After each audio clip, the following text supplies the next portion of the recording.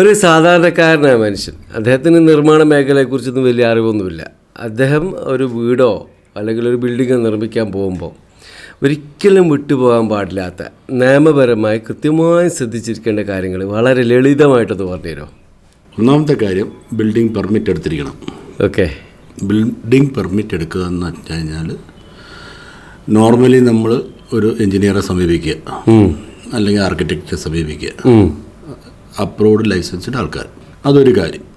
രണ്ടാമത്തെ കാര്യം, നമ്മൾ അവരുമായിട്ടായിക്കോട്ടെ അല്ലെങ്കിൽ ഒരു കോൺട്രാക്റ്റുമായിട്ടായിക്കോട്ടെ ലീഗലി വാലിഡ് കോൺട്രാക്റ്റ് ഉണ്ടാക്കിയിരിക്കണം. നേരത്തെ പറഞ്ഞ പോലെ അഗ്രിമെൻ്റ് അല്ല, എഗ്രിമെൻ്റ് അതിന് വാലിഡിറ്റി ഇല്ല, വാലിഡില്ല, കോൺട്രാക്റ്റ് തന്നെ ഉണ്ടാക്കണം. ഓക്കെ.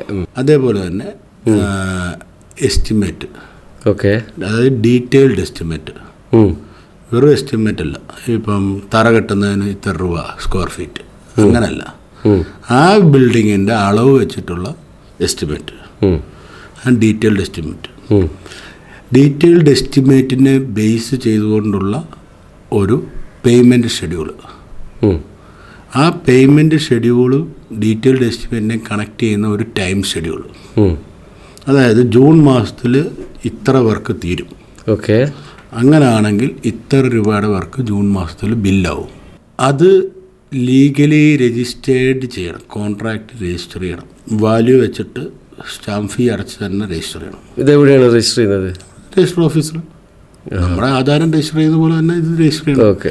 എങ്കിൽ മാത്രമേ ഇത് എന്താവുന്നുള്ളൂ, ലീഗൽ ഡോക്യുമെൻ്റ് ആവുന്നുള്ളൂ.